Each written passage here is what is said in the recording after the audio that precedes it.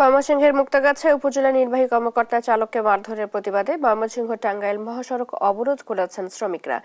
এ বিষয়ে বিস্তারিত জানাতে যুক্ত হচ্ছেন সহকর্মী ইলিয়াস আহমেদ। ইলিয়াস, বর্তমানে কি পরিস্থিতি বিরাজ করছে? সড়কে যান চলাচল স্বাভাবিক হয়েছে কিনা জানাবেন।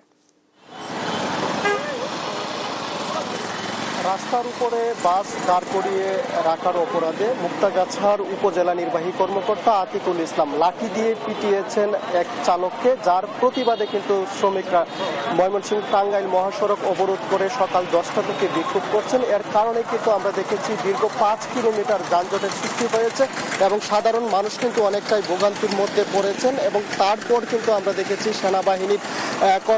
সেনাবাহিনীর সদস্যরা কিন্তু রাস্তা যানজট নিরসনে তারা কিন্তু কাজ করছেন, সেই বিষয়টি আমরা লক্ষ্য করেছি। অর্থাৎ চালকরা বলছেন যে এটির যদি সুষ্ঠু বিচার না হওয়া পর্যন্ত তাদের যে আন্দোলন কর্মসূচি সেটি কিন্তু তারা চালিয়ে যাবেন, সেই বিষয়টি কিন্তু বলছিলেন তারা। এবং আমরা লক্ষ্য করছি এখানে চালকরা কিন্তু সমবেত হয়েছেন এবং তারা বলছেন যে উপজেলা নির্বাহী কর্মকর্তা আতিকুল ইসলাম প্রায় সময়ই কিন্তু সাধারণ মানুষের উপর হাত তোলেন এবং তারা কিন্তু দীর্ঘদিন ধরে সেটার ভোগান্তির মধ্যে আছেন এবং সেটার কিন্তু তারা সুষ্ঠু সমাধান এবং বিচার চাচ্ছেন। আমরা দেখেছি বিষয়টি সমাধান করার লক্ষ্যে মুক্তাগাছা থানার যে ভারপ্রাপ্ত কর্মকর্তা রয়েছেন তিনিও কিন্তু এই ঘটনাস্থলে এসেছেন এবং চালকরা কিন্তু বলছেন যে তারা কিন্তু বিচার চান। অর্থাৎ যে চালক রয়েছেন বুলু মিয়া, ইসলাম পরিবহনের চালক বুলু মিয়া, তিনি বলছেন যে আজ সকালে কিন্তু তিনি তার বাসটি কিন্তু ঢাকার উদ্দেশ্যে যাত্রা করেছিলেন এবং মুক্তাগাছা পৌরসভার সামনে আসলেই কিন্তু ইউনো তার বাসে উঠে লাঠি দিয়ে কিন্তু তার বাম হাতটি ভেঙে দেন পিটিয়ে। সেই বিষয়টি তিনি বলছিলেন।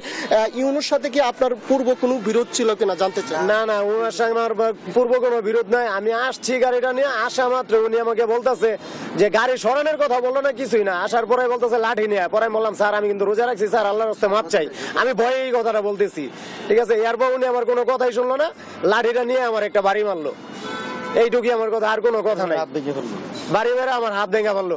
এখন আমি গাড়ি আবার গিয়ার নিডল করতে দিই, এখন আমার হাত নড়বড় করতেছে, আমি আর হাত নাড়াইতে পারতেছি না, এইটুকু আমার কথা। আমার কথা হচ্ছে ওনার সঙ্গে আমার পূর্ব কেন ট্রুপ থাকবো কেন, উনারই ছিল কিনা। আর উনি যেহেতু আইনের লোক, ঠিক আছে, ওনার সঙ্গে তো আমরা খারাপ কোনো রাব ভাষা করতেও পারি না। উনি আমার মারলো, মারার পরে ঠিক আছে আমাদের শ্রমিক ভাইরা বলতেছে যে এই কাজটা উনি কেন করলো, গাড়ি তো চাপানি হয়েছে না, জাস্ট এতটুকুই।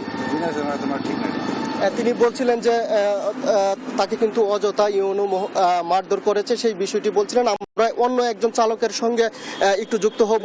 এই মারধরের পরে রাস্তা কেন অবরোধ করেছিলাম? যে রাস্তা অবরোধ করছে, এরকম শ্রমিকরা আজকে মারছে, ভবিষ্যতে যাতে আর কোন শ্রমিক এরকম মুক্তাগাছা আর কোন শ্রমিক রাস্তাঘাটে হয়রানি না হয় মুক্তাগাছা, এই জন্য এটা আমরা বিচার চাই, সুস্থ বিচার চাই, এটাই আমাদের চাওয়া। চালকরা বলছিলেন যে তারা কিন্তু সুষ্ঠু বিচার তারা দাবি করছেন এবং তারা বলছেন যে শুধু খালি আজকে যে হয়রানি করছে সেটি নয়, বিগত সময়েও কিন্তু তারা হয়রানির শিকার হয়ে আসছিলেন, সেই বিষয়টি বলছিলেন। একটু জানতে চাই আপনারা কি কি ধরনের হয়রানির শিকার হচ্ছে? জি, হয়রানি বলতে আসলে আমাদের শ্রমিকরা তো সেবা দেয়, ওনারা গাড়ি নিয়ে আসতেছে, রাস্তাঘাটে একটু যানজট বাঁচতেই পারে। যেহেতু যে জায়গাতে ঘটনা ঘটেছে সে জায়গাটা হলো আপনার 3 রাস্তার মোড়, সেখানে একটু ক্রস পাস আছে। তো টিএনও সাহেব হয়তো বা ক্রস পাসে আসে হয়তো বা কোনো প্রকার দেখছে যে একটু দেরি হইতেছে এরকম, উনি হয়তো বা রাগ সহ্য না করতে পারিয়া উনি আইনটা নিজের হাতে তুলে নিছেন। উনি নিজে যে আমার স্টিয়ারিং এ বসা শ্রমিকের গায়ে হাত দিচ্ছেন, এটা সকল শ্রমিকের গায়ে লেগেছে, আমাদের গায়েও লেগেছে। আমরা চাই না ওদের ভবিষ্যতে যে স্টিয়ারিং এ বসা অবস্থায় কোনো শ্রমিকের গায়ে টিএনও না, ডিসি মহোদয় যেই থাক, বাংলাদেশের যত বড় নেতাই থাক, যত বড় অফিসারই থাক, তারা যেন আমাদের স্টিয়ারিং এ বসা ড্রাইভারদের শরীরে আঘাত করতে না পারে, এর প্রতিবাদে আমরা এই। আমাদের সাথে ময়মনসিংহ থেকে যুক্ত ছিলেন সহকর্মী ইলিয়াস আহমেদ।